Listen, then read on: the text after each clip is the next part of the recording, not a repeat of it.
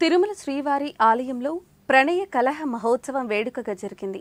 ప్రతి సంవత్సరం వైకుంఠ ఏకాదశికి సరిగ్గా 6వ రోజు అధ్యయనోత్సవంలో 17వ రోజు తిరుమలలో ప్రణయ కలహోత్సవం నిర్వహించడం ఆనవాయితీ.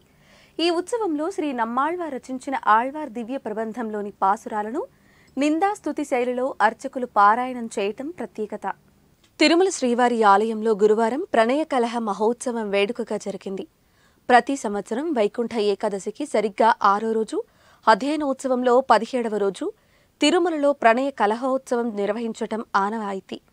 ఇందులో భాగంగా సాయంత్రం 4 గంటలకు శ్రీ మలయప్ప స్వామివారు పల్లకి ఎక్కి మహాప్రదక్షిణ మార్గంలో స్వామి పుష్కరిణి వద్దకు వచ్చారు.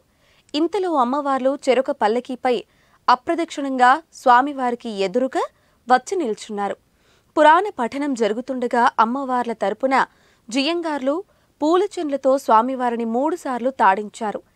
స్వామివారు బెదిరినట్లుగా నటించి తానేమి తప్పు చేయలేదని అమ్మవార్లను ప్రాధేయపడతారు. అనంతరం అమ్మవార్లు శాంతించి స్వామివారికి ఇరువైపులా చేరి కర్పూర హారతులు అందుకుని ఆలయానికి చేరుకున్నారు. ఆ తరువాత ఆస్థానం నిర్వహించారు. ఈ ఉత్సవంలో శ్రీ నమ్మాళ్వార్ రచించిన ఆళ్వార్ దివ్య ప్రబంధంలోని పాసురాలను నిందాస్తుతి శైలిలో అర్చకులు పారాయణం చేయటం ప్రత్యేకత.